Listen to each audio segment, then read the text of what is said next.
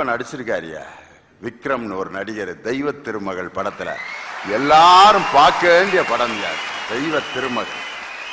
என்ன நடிப்பு! அந்த குழந்தையும் அவரும் இந்த கோர்ட்ல வக்கீலும் ஜட்ஜும் பேசிட்டு இருப்பாங்க. கணம் கோட்டார் அவர்களே, இந்த வழக்கிலே நான் எல்லாம் சொல்ல விரும்புகிறேன் என்று பார்க்கின்ற பொழுது விக்ரம் இங்க இருப்பாரு, அந்த பாப்பா ரெண்டு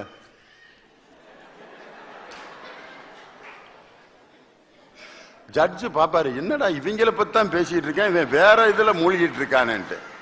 நீ என்ன வேணாலும் தீர்ப்பு சொல்லியா, என் புள்ள மேல வச்சிருக்கிற பாசம்தான் எனக்கு முக்கியம்ங்கிறத அந்த நடிகன் வெளிப்படுத்தின மாதிரி வேற யாரும் இதுவரைக்கும் வெளிப்படுத்தின மாதிரி தெரியல. ஆனா எல்லாரும் அந்த குழந்தைய வாங்கிட்டு போயிடுவான்னு தான் நினைப்போம், இந்த குழந்தைய வாங்கிட்டு வீட்டுக்கு போயிடுவான்ட்டு.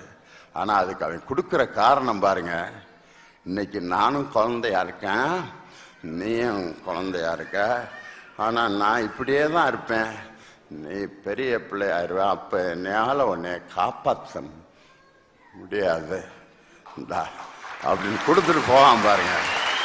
இந்த நேரத்துல ஒருத்தன் கண் கலங்கலன்னா அவன் மனுஷனே கிடையாது. இந்த நேரத்துல ஒருத்தன் பொட்டுக்களை தின்னுக்கிட்டு இருந்தான் பாருங்க தியேட்டர்ல. இந்த காட்சி நடந்துகிட்டு இருக்கு, கோயம்புத்தூர்ல பாக்குறேன் இந்த படம்.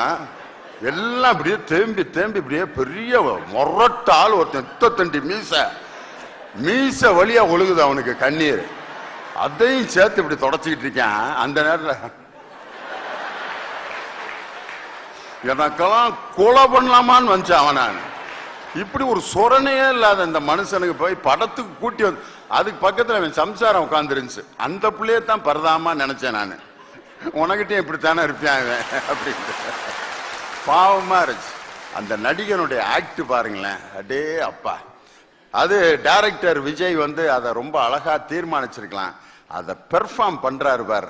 அந்த நடிகனுடைய திறமை தான் தெய்வ திருமகள் படத்தினுடைய மிகப்பெரிய வெற்றிக்கு காரணம்னு நான் சொல்ல, ராஜேந்திரன் சொன்னார். வேற